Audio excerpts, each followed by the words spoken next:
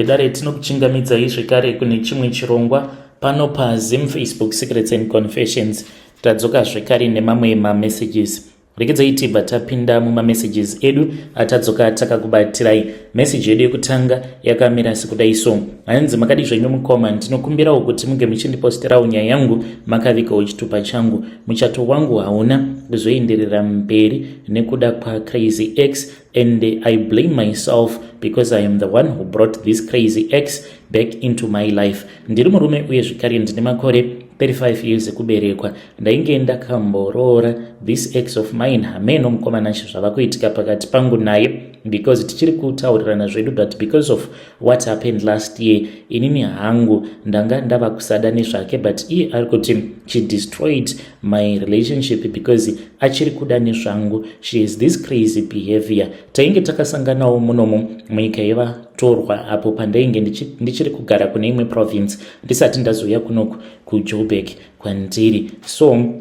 takati tichigara tese kudaro aiwanzo kuburitsa mamwe mashoko aipota achindirwadza sekuti mari yako haina kana chainotenga, inongoperera muchikafu apa mwana dhololo. Ndaiti kana ndikataura naamai inini munin'ina wake iye aitoseka, kana kuri kunzi ndikati sisi venyu kunoko vatova nepamuviri obva ati never, hakuna zvakadaro. Nezvavanoudza mama pamusoro penyu hanifungi kuti she'll ever carry your child.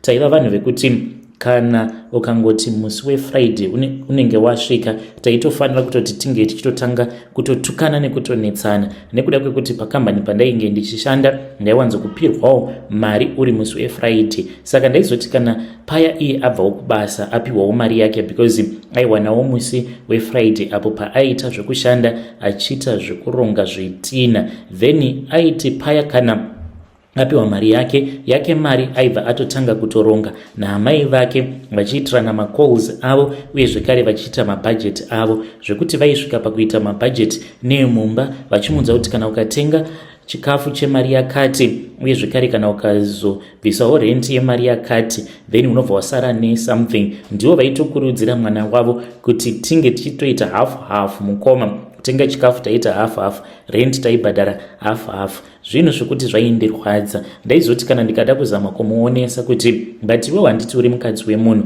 zvinoita here kuti mukadzi wemunhu iye ange achiita zvekuudzirwa kuti mumba mako unofanira kuti unge uchitenga chikafu chakawanda sei kuitirwa budget naamai vako. Mukomana ashe dzimwe nguva aikwanisa kungotanga kundirekodha kudai apo ndinenge ndichizama kutaura naye, tobva tachizotanga kupopotedzana paya pandinenge ndava kutaurawo mashoko awo ekuti anokwanisa kungobudawo mumuromo mako semunhu wekuti unenge wakagumbuka. Aibva andirekodha obva atumidzira amai vake mavoice note, ivo ubva vatanga kundituka. Saka ndaizoti kana ndikadzoka kwaari tobva tachizotanga kunetsana mukoma, tainetsana zvekurevesa usiku hwose, vanhu muchingonetsana uye zvekare kana mumba muine rimwe zimhepo rekuti rinenge risingadi kuti muge muchigarisana, munopopotedzana usiku hwose zvekuti unotaura kusvika voice rako rashoshoma. Ndo level racho ratainge tasvika unyatsokuona kuti iyi ndo inonzi toxic environment. Zvinhu zvainge zvakaita kuoma panguva yacho iyoyo. Ndakabva ndachizoti munhu uyu handichadi nezvake. By the time paakazorealiza kuti zvechokwadi ndainge ndava kusada nezvake, ndo paakabva achizotanga kundiomesera. Dzimwe nguva aikwanisa kungogwandisa kana passport yangu, dzimwe nguva aingotanga kunetsana neni obva ati kana ukangonditiza chete ndinokuendera kumapurisa ndikokusungisa kana kuti ndinokuendera kun'anga. Ndakagara ndiri in that situation. Gore raiti kana rikapera aitsvaka ma-excuses ekuti anga achienda ega kumba kwavo. Nerimwe gore akazoti aenda kuZimbabwe. Ndakamufonera mukoma, foni ikabva yadavirwa nemurume uyo akabva achizoti ainge ari baba vemwana wake. So mangwana acho makuseni takabva tachizonetsana, akabva ati iye ainge atorerwa foni uye zvekare ndo zvakataurwa naamai vake kana amai nini vakati ichokwadi zveshuwa. Murume wacho paakasvikawo pamba akabva abvuta foni because ainge ava kurwadziwa nelife yaainge ava kurarama, but zvakandipa pain yakanyanyisisa. Mangwana acho makuseni ndakangomukira kupinda mubhazi ndikabva ndachizotaura nemwe friend yangu datova muJoburg, ndikabva ndati shamwari nditori nditori paMTN Taxi Rank, uya unditore. Ndokubva achizondiitira Uber ndikabva ndachizoenda kumba kwake. I then settled down muJoburg, ndokubva ndachizowanawo basa ndikatanga kushanda. Mwari vakabva vazondinzwira tsitsi mushure mekunge ndatanga kuendawo kune imwe Pentecostal church, uko kwandakazosangana neuyo musikana wandainge ndichida kuroora. Asi mukoma, I then started talking naye ex uyu.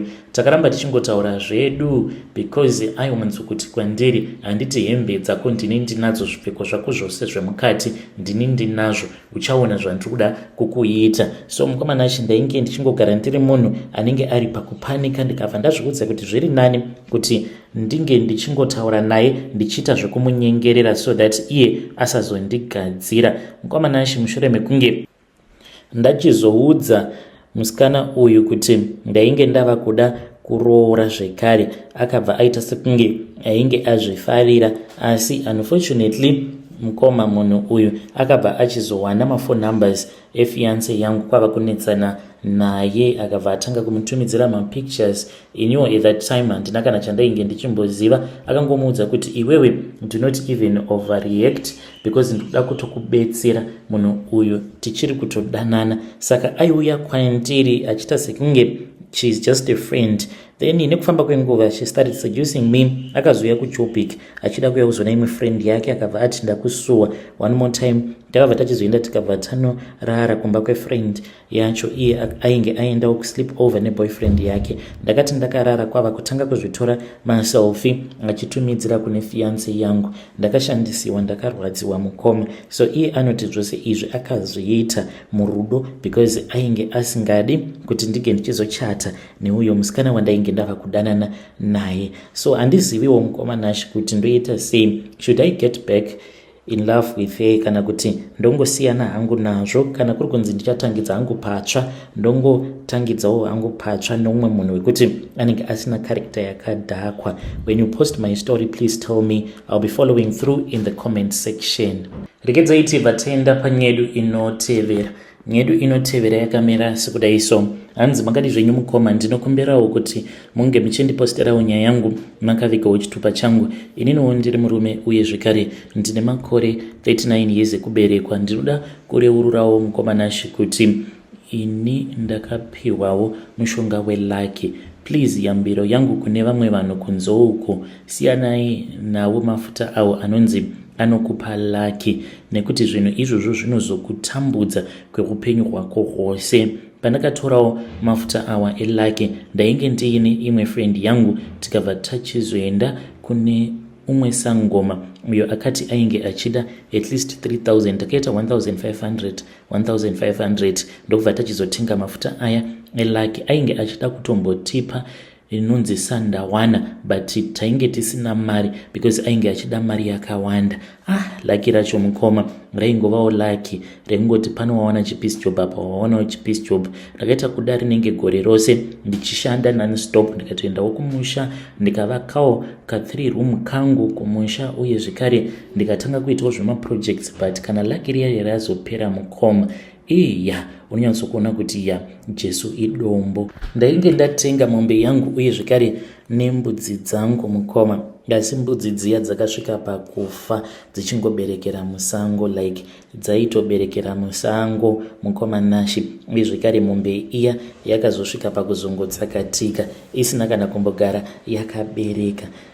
Tuma investment twose tuya twandainge ndakaita handina kana cent kana randakambokwanisa kudyawo pamainvestment iwawo. Zvinhu zvakatongowedzera kuoma zvekuti ndaiti kana ndikagara pasi ndobva ndazvibvunza kuti asi nhaye Mwari muriko here. Ndaiti kana ndazvibvunza mibvunzo yakawanda kudaro ndobva ndati asi ndini ndega ndakazvikonzeresa. Dai ndisina kumbogara ndakashandisa mafuta aya eLucky. Kutaura kudai mukoma nashi upenyu hwakaoma.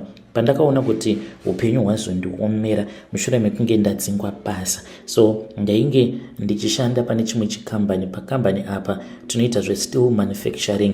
Ndini ndega muZimbabwe ndainge ndichishanda ipapo, ende murungu aitondifarira koma mhepo dzakangosimuka. So ndokubva mamwe maSouth African ndainge ndichishanda nawo pakambani ipapo vakabva vatanga kurwa vachirwira girlfriend, umwe wacho kwava kutobuditsa banga. So murungu akabva achizofonera mapolisa mukoma mhepo zvadzinoita. iniwo pakanzi murungu afonera mapurisa ari kuuya. Izvo muarea imomo mainge muine patrol yainge irimo uye zvekare nezvemainspection, but zvainge zvingori zvelabor, zvainge zvisinei nechekuita nekambani yedu. Vainge vachitoinspecta pane imwe kambani, sort of like an abattoir, saka painge paine maofficials ainge ari ehurumende. Pakangopindawo call zvichinzi kune vanhu vaurayana uko.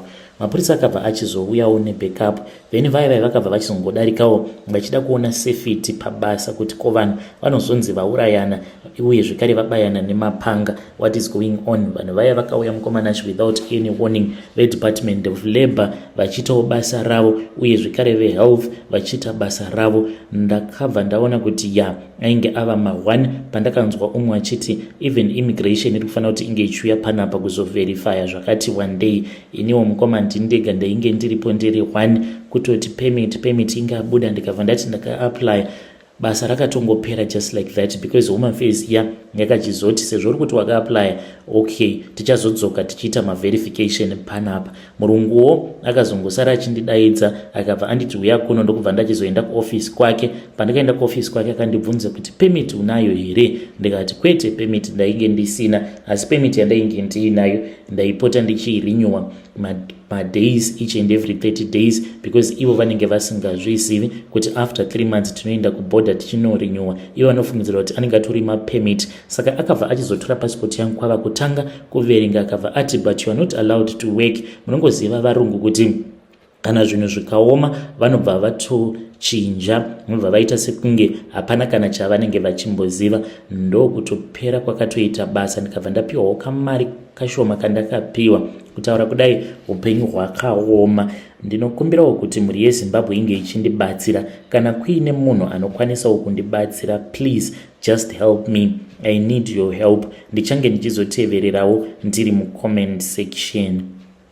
Vedare ndo message iyo yandakatumidzirwa ichibva kuna mukoma vedu avo. Ngatizamei kuti tinge tichitaura navo mukoma vedu ava mucomment section. Strange things indeed they do happen in this world. Handisiyanai nawo mafuta awo elaki, anonzi mafuta elaki, nekuti unotomboita laki but nekufamba kwenguva zvinhu zvako zvinobva zvazotodhakwa zvekutorevesa. Let us try to speak with him in the comment section. Rekidzai tibva taenda panyedu inotevera. Nyedu inotevera yakamira sekudai so. Hanzi makadi zvenyu mukoma, ndinokumbirawo kuti muge muchindiposterawo nyaya yangu makavekawo chitupa changu. Ininiwo mukoma nashi ndiri murume uye zvekare ndine makore 32 years ekuberekwa. So ndine musikana uyo wandiri kudanana naye, ndakasangana nawo naye munomu muSouth Africa, but ndauyawo pano ndoda kubvunza kubva kumhuri yeZimbabwe, naye kana munhu aine loop unonzwa sei, because I suspect kuti munhu uyu family planning yake yanoshandisa inenge loop chete, because ndinenge ndichinzwa kubayiwa pose pandinenge ndichisika naye bonde. Naye, is this what happens kana munhu aine loop? Kana mukaposta nyaya yangu ndisivisei, ndichange ndichizotevererawo ndiri mucomment section. Ndakambomubvunza but iye akabva ati haana kana chaanoziva uye zvekare haashandisi any family planning. Tava nengova tichingorara tose pasina kushandisirana dziviriro. Asi still mukomanashi, I have failed to make her pregnant. I know kuti munhu ane zvaari kushandisa. When you post my story, please tell me. I'll be following through in the comment section. Vedare ndo message iyo yandakatumidzirwa ichibva kuna ichibva kuna mukoma vedu. Hanzi ndodawo kuziva kuti kana munhu wako waunenge uchifambidzana naye kana aine yacho yavanoti loop, zvinorwadza here pakurara naye, because ndinonzwa ndichibayiwa pakaipa. Rekidzai tibva taenda panyedu inotevera. Nyedu inotevera yakamira sekudai so.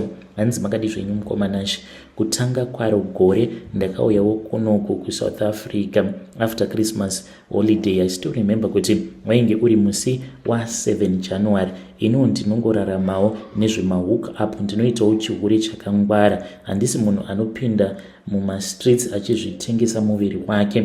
Aiwa, tinongoitawo izvozvizvi zvepamaFacebook kana pamaWhatsApp. Ndakabva ndachizotanga kutaura neumwe murume uyo akandiudza kuti he was feeling lonely. Mudzimai wake ainge aenda kumba. Ndikabva ndati alright, it is fine. Saka iwo uri kudei? Uri kuda girlfriend here kana kuti uri kuda munhu wemahookup? Akabva ati kana kuri kunzi tikangoita zvehookup no problem. Saka ini ndinogara kunonzi kuCenturion, ndokubva ndachizoenda kuMiddleburg. Akatonditumidzira mari akanditi iwe uya kunoko. Ndakaenda kunonzi kuMiddleburg kuya mukoma. Ndakasvika pamba pake ndikatoona kutoti painge patoriwo pamba pakatonaka panotoratidzika, uye zvekare hapatomboite sekunge pamba panogara muZimbabwean. Handina hanguda kumubvunza zvinhu zvakawanda, ndokubva tachizotanga hedu kuwirirana paya, tikabva tachizoita bonde redu. Mushure mekunge tasika bonde, ndakamurota murume uyu achiuya kwandiri. Saka paakauya kwandiri ainge achikwiza sikarudzi yake. Zvinova zviri zvinhu zvakandivhundutsa because aita yekukwiza achikweshera kumadziro. Ndikati naiwe zvinhu zvauri kuita izvozvo hazvisi kukurwadza here? Akabva achizotendeuka kwava kutarisa pabed paya pandainge ndakarara. Chiso chake chakashanduka, ndokubva ndachizoona kuti ainge aita sekunge nyoka. Ndichinopepuka kudai somukoma ndakamushaya murume uyu. Guess what? Ndakati ndichingonopinda mupassage kwava kuona nyoka yainge yakazvimoneredza, black mamba mukoma. Yakangonditarisa kudai, ndokubva yatongotiza. Iye akabva angobudikira. I don't know kuti ipapo pachipandaige ndichimutsvaga ainge aenda kupi, patakangonditi ndandiri mubathroom but that was the place that I looked first because ndakatombotanga ndatombonorasa mvura. Ndikati munhu uyu aripi? Saka pandakamuona ndakabva ndascreama ndichiridza mheri. Akabva anditi kochi. Ndikabva ndati iwe nyoka iyo ndaona black mamba. Akabva anditi so why are you so scared? Because kunoku kunotowanikwa nyoka dzakadaro dziri very common and popular. Ndobva atoti uyatirare iwe, kwava kudzima light